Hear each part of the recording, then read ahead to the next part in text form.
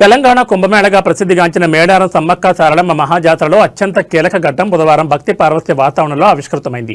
కోట్లాది మంది భక్తులు ఎంతో ఆసక్తిగా ఎదురుచూస్తున్న ఈ గడియ సాయంత్రం ప్రారంభమవగా కన్నెపల్లి నుంచి గద్దెపైకి శ్రీ సారలమ్మ కొలువు తీయడం జాతరలో తొలి ప్రధాన ఘట్టంగా నిలిచింది. ఈ ఘట్టానికి ముందుగా పూజారులు, జిల్లా యంత్రాంగం కన్నెపల్లి ఆలయానికి చేరుకుని అమ్మవారికి ప్రత్యేక పూజలు నిర్వహించారు. సమ్మక్క దేవతల పూజారులు సిద్ధపోయిన వారి ఇంటికి చేరి సంప్రదాయ కార్యక్రమాలు చేపట్టగా కొండాయి గ్రామం నుంచి గోవిందరాజులు దేవతను కన్నెపల్లికి తీసుకొచ్చారు. అనంతరం శ్రీ సారలమ్మ ప్రధాన పూజారి కాక సారయ్య, పూజారులు కాక వెంకటేశ్వర్లు, కాక కిరణ్ కుమార్, కాక కనకమ్మ, కాక భుజంగరావు, కాక లక్ష్మీబాయిలతో పాటు గోవిందరాజుల పూజారి దుబ్బకట్ల గోవర్ధన్లు కలిసి ఆదివాసీ ఆచారాల ప్రకారం ప్రత్యేక పూజలు నిర్వహించారు. దాదాపు 2 గంటల పాటు కన్నెపల్లి సారలమ్మ ఆలయంలో పూజా కార్యక్రమాలు నిర్వహించిన అనంతరం సుమారు సాయంత్రం 7 గంటలకు సారలమ్మ అమ్మవారు కన్నెపల్లి నుంచి బయలుదేరారు. జంపన్న వాగు మీదుగా మేడారం గ్రామానికి చేరుకున్న సందర్భంగా పూనకాలతో తన్మయత్వానికి లోనైన భక్తులు డప్పు వాయిద్యాల నడుమ దారి పొడవునా అమ్మవారికి ఘనస్వాగతం పలికారు. ఈ ఘట్టంతో మేడారం పరిసరాలు భక్తి పార్వత్యంతో ఆధ్యాత్మిక వాతావరణాన్ని సంతరించుకున్నాయి.